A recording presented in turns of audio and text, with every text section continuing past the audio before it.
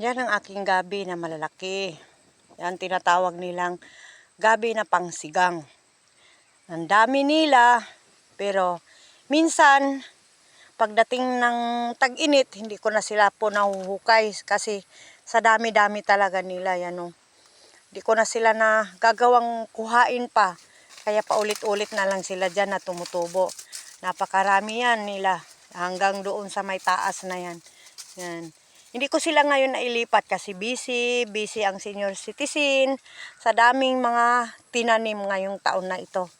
Nagdagdag po ako ng sili at saka talbos kaya hindi ko na nagawa pa silang gawan pa ng paraan na mailipat. Kaya dyan na lang muna sila hanggang sa susunod na mga taon. Hanggang sa sunod na taon, saka ko lang sila kukuhain para sa ganon maraming laman. No? Hindi ko hindi ko sila hindi ko mauga-uga. Yan. Kasi malalaki ang laman nila. Yan. Pero gagawin ko sila ng paraan na mahuhukay ko nitong pagkatapos nitong summer para maitanim ko ulit sila at dumami sila. Yan. Ang lalaki kaya nilaw. Kaya minsan yung mga tanim ng senior citizen ay bumabalik na lang sa lupa kasi sa sobra niyang sipag yan na iniwan ng aming nanay na kasipagan.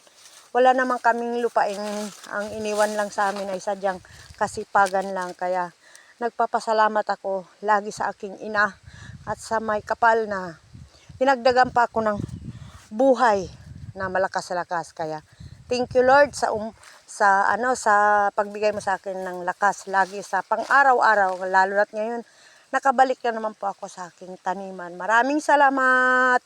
Thank you for the next vlog. Thank you po.